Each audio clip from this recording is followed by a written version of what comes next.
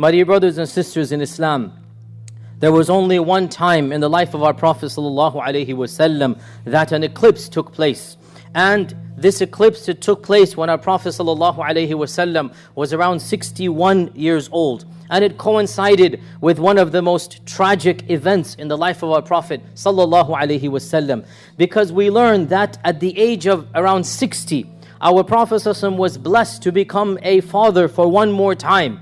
And realize that at this age, at the age of 60, our Prophet ﷺ had already lost almost everybody who was near and dear to him. His mother, his father, his grandfather, his uncle Abu Talib, his wife Khadija, who was his confidant and the one who really supported him, his 2 sons and his 3 daughters, one after the other. He only had one beloved left, and that is Fatima. There was no other immediate family member, and none of the wives of the Prophet ﷺ blessed him with a child other than Khadija. Then when he reached the age of 60, Allah subhanahu wa ta'ala blessed him to have another son, another child. And this was through Maria al-Qibtiyya. And Maria al-Qibtiyya gave birth to Ibrahim. Our Prophet ﷺ, as is reported in Sahih Bukhari, that the Sahaba said one day the Prophet ﷺ came and his face was shining bright. His face was beaming, and he said, Allah blessed me with a child last night, and I shall name him after my father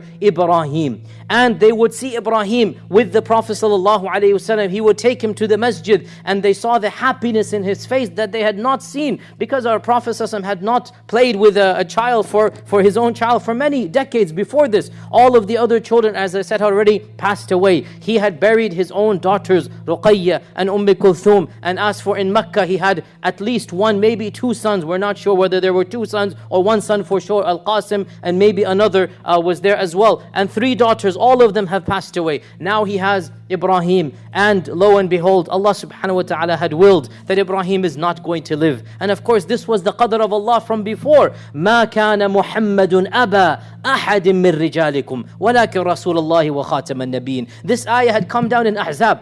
3 years ago, it had already come down. Allah has said, you are not going to be the father of any man. So no boy could live to be a man, or else this ayah would be proven wrong. So Allah willed that the Prophet be tested one more time. He enjoyed the fatherhood. Ibrahim lived for a year and a half. And all of us who are parents, we know that this is the sweetest age. This is the most tender age, where the child is crawling and walking and climbing on you, and the child has the utmost love and joy. This is the pinnacle of the love that the parent has for the child. It reaches that tenderness at the age of a year and a half. And then at that age, Ibrahim fell sick. And again in Sahih Bukhari we learn, our Prophet ﷺ brought Ibrahim to the masjid, and he was wheezing and coughing, and you could tell that the child was on the throes of death, that he was wheezing and coughing. And can you imagine the pain? And the Sahaba, they saw the Prophet ﷺ cry as he's holding his son Ibrahim in his hands, and Ibrahim is wheezing his last. And our Prophet ﷺ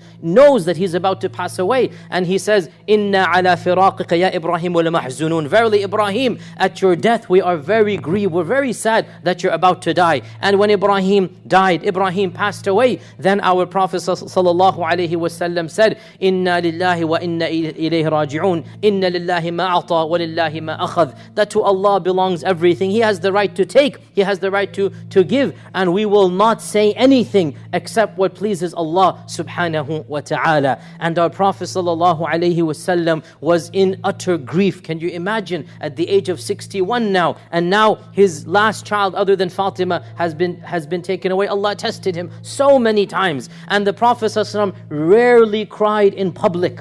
You can count the number of times on one hand that he cried in public. You can count on the number of times on one hand he cried in public. Of them when he's visiting his mother's grave.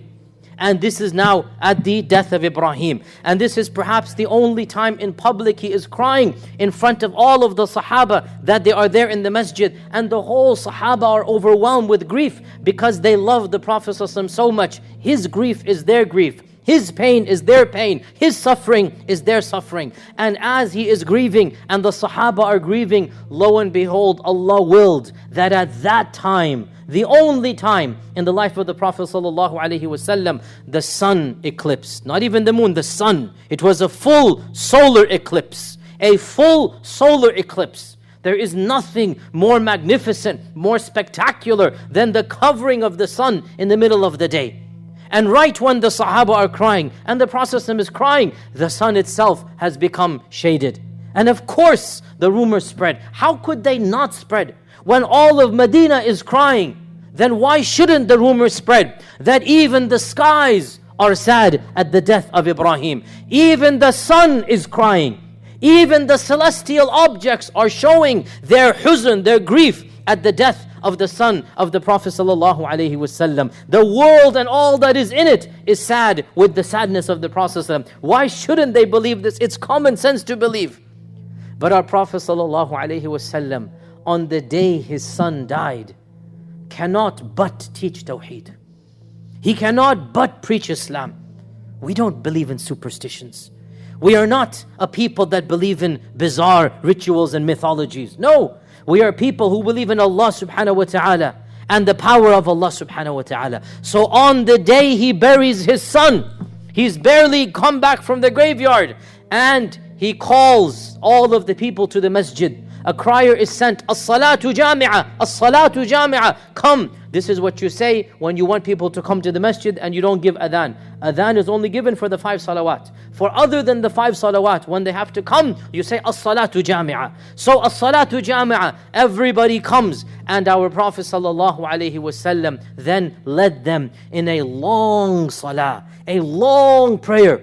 And as Aisha and others said, it was as if he recited all of Qadr al-Baqarah, the size of Surah al-Baqarah. And he did not finish until the eclipse itself disappeared. And as I said, this is indeed the sunnah, but it is difficult for us in this land and when we have work tomorrow to follow that sunnah. And of course, by the way, the salah and the khutbah is sunnah. It is not wajib. It is good to attend and it is sunnah. And it is not something that is wajib. So he prayed as long as the eclipse was in session.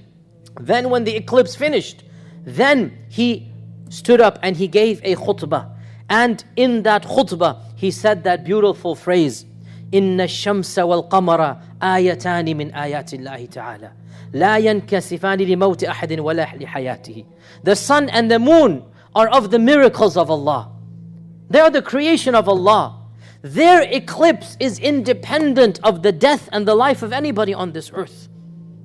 And I have said before and I will say it again, this one incident, wallahi, is one of the most powerful incidents that our Prophet ﷺ was a true prophet. As-Sadiqul Amin. As-Sadiqul Amin. Had he, astaghfirullah, or anybody been a false prophet, had any person in his shoes who was a false prophet, this happens to him. What an amazing story. What an amazing mythology to extract, to concoct. Let the people speak. It's not even as if he was spreading the rumor. It's not even as if he was saying, look, even the skies are crying because I am sad. No, he had to speak the truth. As-Sadiq al-Amin, As-Sadiq al-Masduq. He has to say the truth. So he calls the people and he says, the eclipse has nothing to do with the life and death of anybody in this world.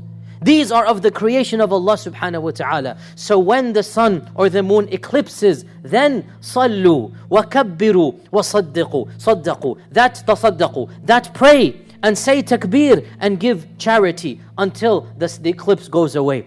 And our Prophet sallallahu alaihi wasallam, during that salah, it was a very emotional time, because realize, brothers and sisters, that before we had the advent of modern science, nobody knew when an eclipse was coming. And to see the eclipse, people did not understand what is going on. And they felt this is the impending doom. They felt something evil is about to happen. They felt the punishment of Allah. They felt it might be the day of judgment coming close. And this fear that struck all of humanity, there's nothing wrong with this fear, because this fear connects you with Allah subhanahu wa ta'ala. And you become cognizant of your own mortality, of your own sins, of your own, if you like, minuscule existence in front of the majesty and grandeur of Allah's creation. So even the Sahaba, they were indeed terrified, and there's nothing wrong with that terror, because it is linked with Allah and the punishment of Allah. And our Prophet ﷺ said, when you have this fear, when you have this terror, then stand up in salah, say dhikr, make dua, give charity. These things, they are the things that cleanse your sins away. They are the ones that calm down. They are the ones that remove the anger of Allah subhanahu subhanahu wa ta'ala. And in that salah, our Prophet sallallahu alaihi wasallam, he took a step back and he took a step forward. And he explained later on that while I was praying, Allah showed me heaven and hell. He showed me Jannah and Jahannam. So when I saw Jannah, I took a step forward, wanting to pluck the grapes from Jannah. And if I had plucked those grapes, then one bunch of grapes would have fed you all until the day of judgment. If I wanted to, I could bring it here, and then you would have had food until the day of judgment. One bunch would have fed all of you until Yawm al-Qiyamah. And then before he could do that, Qadr Allah willed of course that these grapes should not be here. That's for the next life. Then before he could do that, Jahannam was presented, and our Prophet went back because he could feel or he could see the Jahannam. So he took a step back, and in that khutbah he said to the Sahaba, لَوْ تَعْلَمُونَ مَا أَعْلَمُ, if you know what I know, لَضَحِكْتُمْ قَلِيلًا وَلَبَكَيْتُمْ كَثِيرًا, you would laugh very little and you would weep very much. And when he said this, the Sahaba, they began weeping, the entire masjid, so much so that the masjid was overcome with sobs, so much so that the Sahaba had to cover their mouths and their faces in their cloaks and their garments out of the sobbing, because they could see there was a very emotional day that day. The Prophet has lost his son. Now he leads them in a salah 2-3 hours. Can you imagine his qira'ah, how they must have been moved? He himself is seeing Jannah and Jahannam. Then he gives a powerful khutbah. So that day was imprinted in the memory of the Sahaba.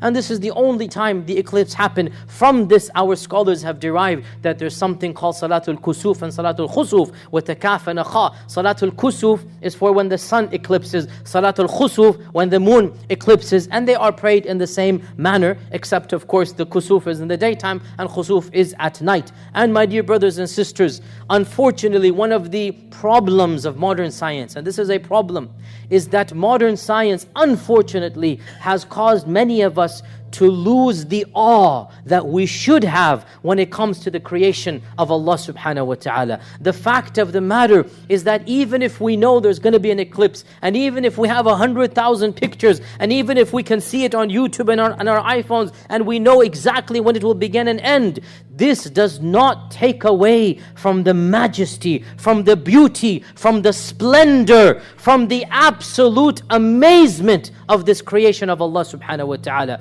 Brothers and sisters, the sun and the moon are of the most miraculous creations of Allah.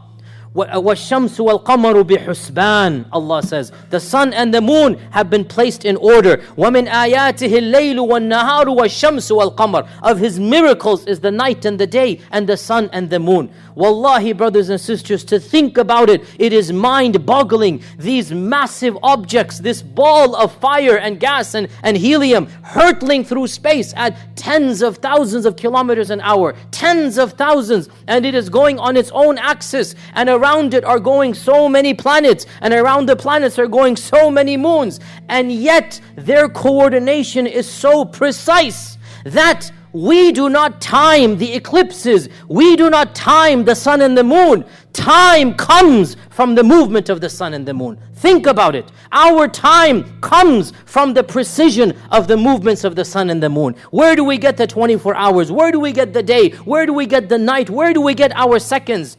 Our time is based upon the precision of these massive objects hurtling through space. And that's what Allah says, وَالشَّمْسُ وَالْقَمَرُ بِحُسْبَانٍ, the sun and the moon, they are in a precise orbit. كُلٌّ فِي فَلَكٍ يَسْبَحُونَ لَلشَّمْسُ يَنْبَغِي لَهَا أَن تُدْرِكَ الْقَمَرَ وَلَا اللَّيْلُ سَابِقُ النَّهَارِ. The sun is not going to overtake the moon, nor will the day come before the night. Each one is in its own orbit. Who has the power to control these magnificent, huge creations? Who has the power to coordinate these structures such that we know exactly the timing of them, and we extract our day and our month and our year from the precision of their movements? Wallahi, that is indeed Al-Khaliq, Al-Alim, Al-Qadir, ala kulli shay'in qadir. These creations around us, they should bring us in awe. How impune, how insignificant we are, how puny we are in comparison to the creation. Allah subhanahu wa ta'ala says that, look around you.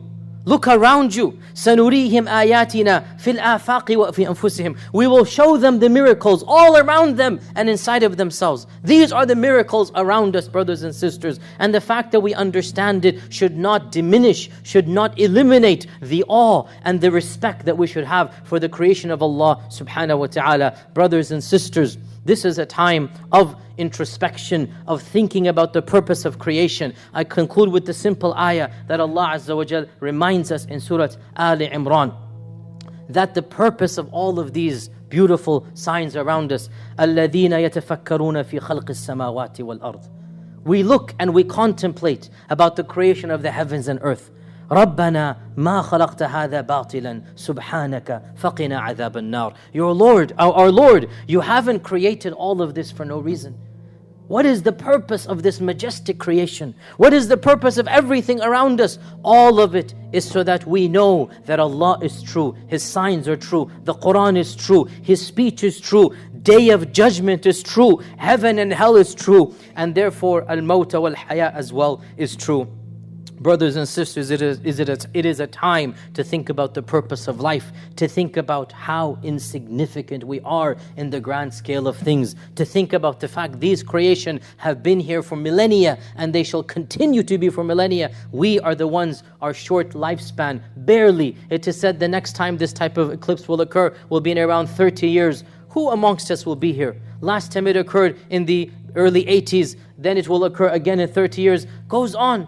We are the ones, fleeting lifespan. Let us take advantage. We can make our lives eternal in the eyes of Allah if we take advantage of them. Brothers and sisters in Islam, the ummah is going through much difficulty and trial, as we know. Let us make sure that we are thankful for what we have, that we're generous to those who don't have. Let us make dua to Allah subhanahu wa ta'ala. Allahumma inni da'in fa'aminu. Oh Allah, as you have gathered us here today in this masjid of yours, oh Allah, gather us together on the Day of Judgment under your shade. Oh Allah, shelter us under your shade when there is no shade other than your shade. Oh Allah, bless us to drink from the fountain of the Prophet sallallahu alaihi wasallam when there is no water other than his water. Oh Allah, make our scales heavy on the Day of Judgment. Oh Allah, magnify our good deeds. Oh Allah, absolve and eliminate our sins. Oh Allah, cause us to be of those whom the Prophet ﷺ intercedes for. Oh Allah, cause us to enter Jannah without any accounting, بغير حساب. Oh Allah, cause us to be of the first batches and the first flock who enter Jannah. Oh Allah, bless us to be in the company of the Prophet ﷺ. Oh Allah, raise our ranks, forgive our sins, and grant us the shafa'ah of the Prophet sallallahu alaihi wasallam. Brothers and sisters in Islam, Allah subhanahu wa ta'ala has commanded all of us with the command that He began with Himself and then He told the angels to do. Allah Azza wa Jalla says, Inna Allah wa malaikatu yusallun ala nabi ya ayyuhalladhina amanu sallu alayhi wa sallimu taslima. Allahumma salli wa sallim wa barik wa an'im ala abdika rasulika Muhammadin wa ala alihi wa sahbihi ajma'in. Wassalamu alaykum wa rahmatullahi wa barakatuh.